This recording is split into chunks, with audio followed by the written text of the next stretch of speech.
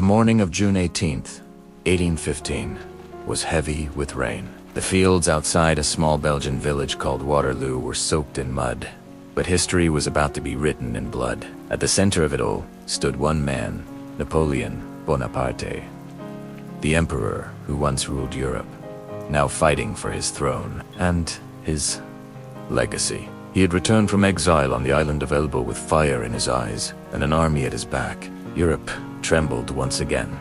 But across the field, two forces stood ready to end his reign forever. The British army under the Duke of Wellington and the Prussian army led by Blucher. The rain stopped. The drums began. Napoleon believed destiny was still his to command. He looked across the valley and said quietly, "We will crush them." But fate had other plans. The cannons roared. The battlefield erupted in smoke and thunder. French cavalry charged through the mud, their uniforms glinting with the last rays of the morning sun. Wellington's men stood in silence, waiting until the enemy was close enough to see their faces, then unleashed a storm of musket fire. The earth shook beneath their feet. Hours passed. The field turned red. Napoleon's old brilliance flared again. Precise maneuvers, daring assaults, moments where victory seemed within reach. But for every advance, the Allies stood firm. And in the distance, the sound of drums grew louder.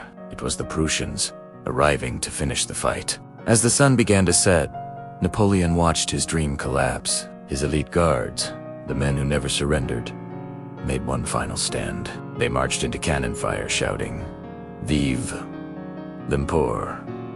But one by one, they fell. By nightfall, the emperor's army was shattered.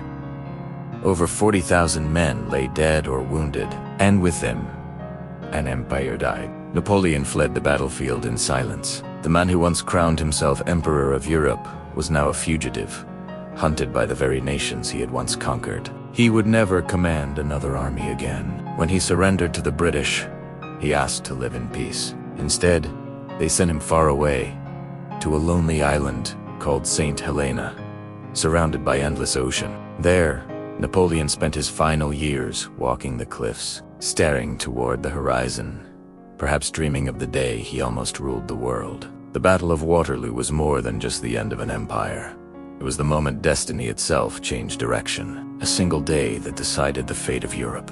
And in that muddy field, beneath storm clouds and cannon smoke, the greatest conqueror of his age learned that no man, not even